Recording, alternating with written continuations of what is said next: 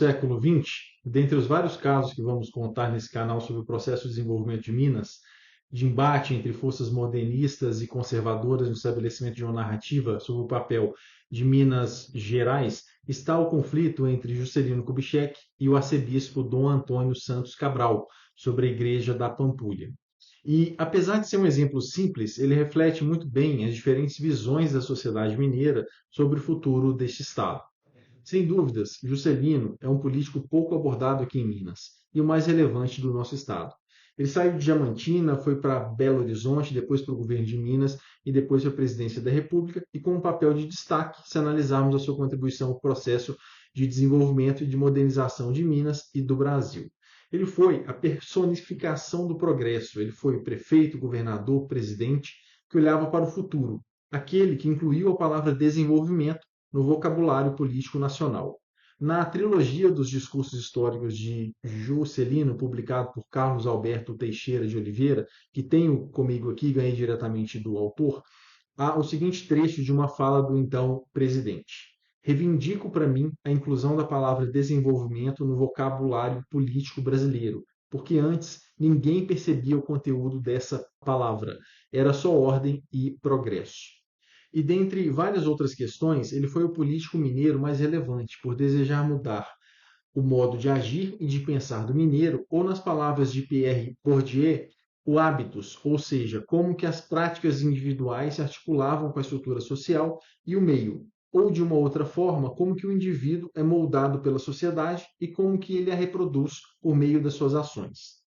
Vale lembrar que tudo começou quando ele foi convidado, ou melhor, intimado por Benedito Valadares, até então governador de Minas, a mando de Getúlio Vargas, para que Juscelino assumisse a prefeitura de Belo Horizonte entre os anos de 1940 e 1945.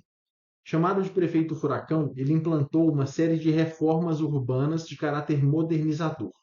E diz a lenda que o prefeito colocava uma mesa na porta da prefeitura para ouvir as reclamações diretamente da população. O ritmo das obras pela cidade foi extremamente acelerado e, aos poucos, a cidade ia ganhando novas formas. O destaque foi a construção do Complexo da Pampulha, com finalidades turísticas e de lazer, com várias inovações na arquitetura, pintura e escultura, arquitetura de Oscar Niemeyer, pintura de Cândido Portinari, jardins de Roberto Burle Marx, e alguns estudiosos dizem que a Igreja da Pampulha foi a primeira grande obra de arquitetura moderna executada na América Latina. E um ponto importante para este canal. As curvas da igreja, com 5 abóbadas, foram inspiradas nas montanhas de Minas. Mas aqui, tendo as montanhas com outro significado, a essência de Minas Gerais, traduzida em curvas, que davam um ar moderno e jamais visto por um tema tão conservador como a religião católica. E tudo isso em concreto armado, ao mesmo tempo que trazia uma sensação de leveza e de plasticidade para uma edificação que antes era concebida como algo rígido, pesado e sem movimento. E ainda nesse mesmo mandato de prefeito, Juscelino criou a Escola de Arquitetura e a Escola de Belas Artes, trazendo também o pintor Guinhar, além de construir o Teatro Municipal, integrado diretamente ao Parque Municipal de Belo Horizonte. E isso na década de 1940, em plena Segunda Guerra Mundial. As obras da igreja se iniciaram em 1941. Em maio de 1943, todo o complexo da Pampulha já estava sendo entregue. E vocês entendem, então, a ruptura proposta por JK, ainda como prefeito de Belo Horizonte? Não era só gerir a cidade, era importar um capital cultural de vanguarda para que Belo Horizonte saísse de uma posição de província e se tornasse uma grande vitrine estética moderna da América Latina. E ao fazer isso, ele questionou diretamente aquela realidade mineira, introspectiva e conservadora. Ele questionou a verdade estabelecida sobre questões tradicionais, como a posição da Igreja Católica sobre o que os mineiros podiam ver e se relacionar. Era como se ele invadisse o campo religioso com uma nova dimensão artística, confrontando as hierarquias, os símbolos da tradição católica e mostrando que o profano e o sagrado estavam integrados. E é claro que suas propostas modernistas não foram bem recebidas e não tiveram plena aprovação pela sociedade mineira. Se hoje a nossa sociedade ainda é extremamente conservadora, imagina na década de 40. Setores conservadores fizeram forte oposição, tanto que a Igreja da Pampulha só foi de fato reconhecida pela Igreja Católica em 1960. E nesse mesmo momento, quem encarnava a oposição conservadora às ideias de Juscelino? Era o arcebispo Dom Cabral, o mesmo que criou a PUC Minas em 1958 e que dá nome à mais conhecida instituição de formação de lideranças empresariais de Minas e talvez do Brasil. E quase 20 anos antes, na década de 1920, em Belo Horizonte, o mesmo proibiu as festas de reinado, relatando que as danças de congado eram acompanhadas de uso excessivo de bebidas.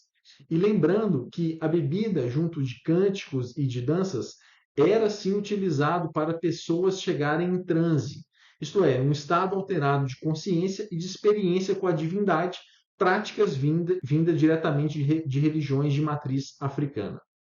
E vejam uma resposta de um delegado de polícia em 1923 diante do pedido do Dom Cabral e da falta de legislação que suportasse uma ação de restrição.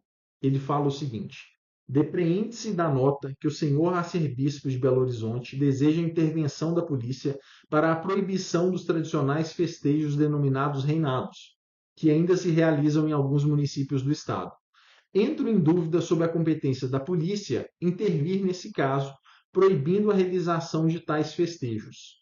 Desde que dependa de prévia licença de autoridade policial e não venha perturbar a ordem ou o sossego público, pode ser negada essa licença.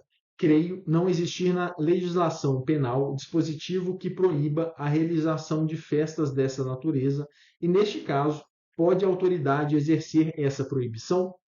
Por que se ouça a respeito o delegado de costumes e jogos? De volta na igreja da Pampulha, a sua arquitetura e elementos pictóricos pouco ortodoxos dentro da igreja, como um cachorro ou as suas formas talvez inspiradas na foice e no martelo do comunismo, além de painéis de bronze do Sesquiate representando a expulsão de Adão e de Eva do paraíso. E essa mesma visão assustou as alas mais conservadoras, sendo Dom Cabral aquele que encarnou a oposição ao prefeito e que via aquela construção não como uma igreja em um local de Deus, mas como um centro de arte moderna. E imagine a população do interior de Minas se mudando para uma nova capital em busca de oportunidades e se deparando com essa nova arquitetura. Em uma entrevista concedida no jornal À Noite e publicado numa segunda-feira, dia 26 de agosto de 1946, com o título Condenada a Igreja de São Francisco da Pampulha, Dom Cabral disse que os planos não foram apresentados previamente para aprovação da igreja e que o terreno não foi doado para a paróquia e que se tratava de uma concepção ultramoderna, com uma técnica revolucionária. Nas palavras do arcebispo, aguardava, entretanto, que o interior da igreja não divergisse da tradição e do equilíbrio, mas com o tempo verifiquei dolorosamente que a fantasia dos artistas estava conduzindo por outros caminhos a realização de uma obra que se dizia em louvor ao piedoso São Francisco. Ainda ele, nele eu não autorizarei a celebração do santo sacrifício da missa, nem de qualquer outra cerimônia. E o que essas falas indicam? Bom, se pegarmos a estrutura teórica de Bourdieu, a posição do arcebispo mostrava que o Estado e a arte não tinham a autoridade e o poder para criar espaços de adoração e de aproximação consagrado sem a chancela simbólica da Igreja Católica. E como já disse anteriormente, a Igreja da Pampulha ficou 17 anos sem ser reconhecida pela Igreja Católica. E hoje, talvez o nome do Dom Cabral seja algo muito mais comum na sociedade mineira do que mesmo o nome de Juscelino, e mesmo com todo o legado que ele deixou. E ainda no poder das narrativas e dos mitos, a Igreja da Pampulha se tornou, sim, um dos símbolos do capital cultural de Minas, projetando a cidade internacionalmente e, infelizmente, questionando pouco as estruturas de poder.